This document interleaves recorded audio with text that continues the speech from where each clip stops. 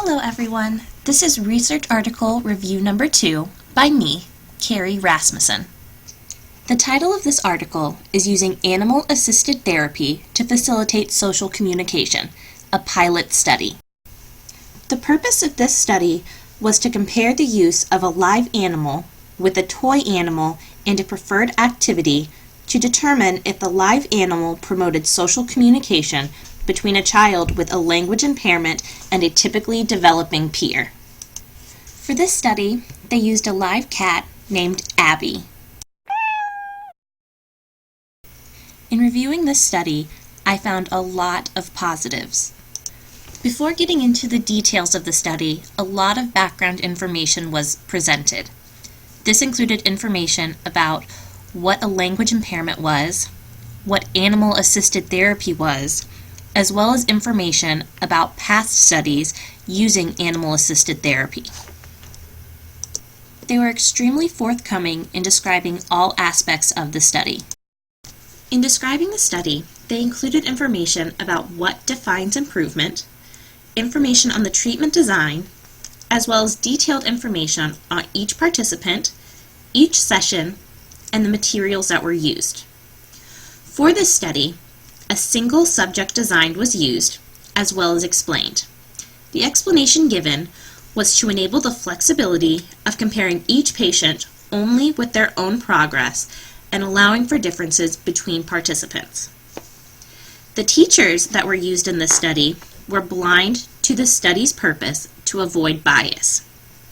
Each session was also videotaped, and a code was created using a coder with a 90% accuracy level. The data collected was collected using a partial interval recording method, which was also very thoroughly described.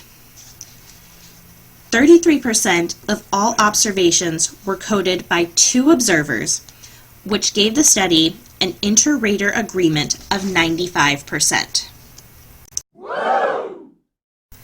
The results of this investigation suggest that children do respond more to a live animal when compared with an inanimate representation. A future discussion section was included in this study to address possible changes that could make this study more generalizable.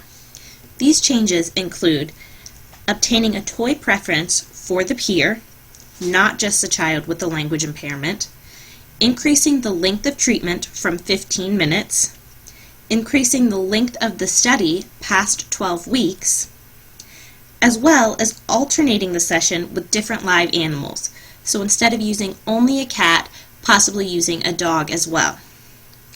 One issue that they found when conducting this study was the absence of the child. It was noted that for future studies, this would need to be addressed.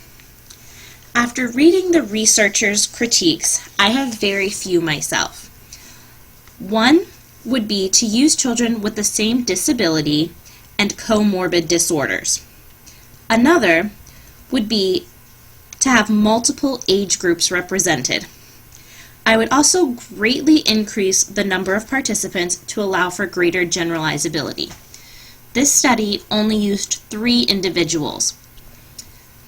I feel that this was a really great study overall, with very few changes to be made. But again, there's an issue with generalizability. I do, however, think they did a great job making sure that their testing data was valid and accurate. So that's all I have for this study. I hope you enjoy. Bye!